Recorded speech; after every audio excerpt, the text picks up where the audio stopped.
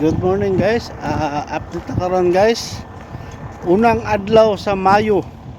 So happy Labor Day sa Pilipinas. So dinhi wala din kay lahi. So update lang ta sa among trabaho guys. So katong duha ka grupo nanay mi dinhi muna gi-focus na ni. Mahuman kan karon kay duha na ka grupo. So naglatag pa sila kuan guys, latag pa sila. Number 1 Nepal. Yes, because So, work safety hive. dako nag-atraso sa ako kay mo ni nag-alot. Alot mahay. So, latag na sila guys. So, duha na sila ka grupo, ang isa ka grupo atong adtuan. Kasi karon mahuman na ni kay duha man ni ka grupo. Everybody. Oh, everybody daw, good lang. Yes. Number 1 Nepal. India, Nepal.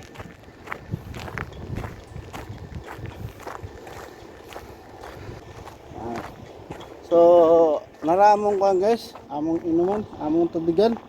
So, dili gid pwede na malapat sa yuta kay mga violation.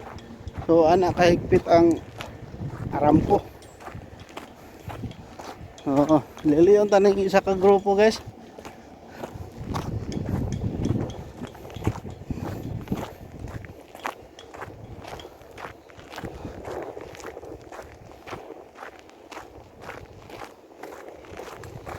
Patabangan kay murag tininalay ko lang kay ang pikas ambot manan na baning kuan pikas ani.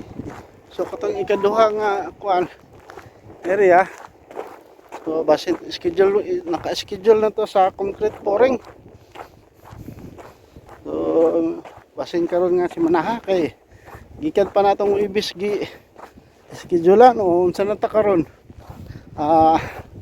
So Lunes after na semana nga request. So basin unya o unsa ba sila ray nakabalo.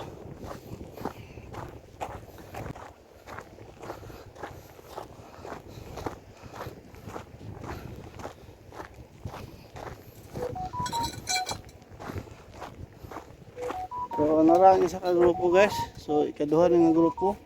So latag yapon sila og barbed wire.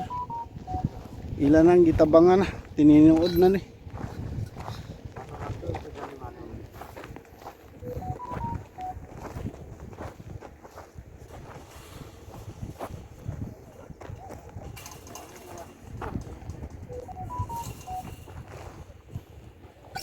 Oh, muna ikaduhang grupo.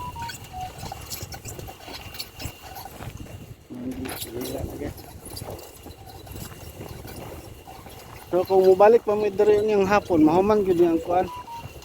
Tao dang balbuar halos katunga naman namong nakuan. Ang problema mangod, so para sa ako dili problema. So dugay mi mo abot, parehas karon alas 8 na mi kape ng sugod sa trabaho. Then muuli mi alas 3, wala na, hipos na. So patay gyapon sa oras. So pabor gyapon namo sa trabante, di ba?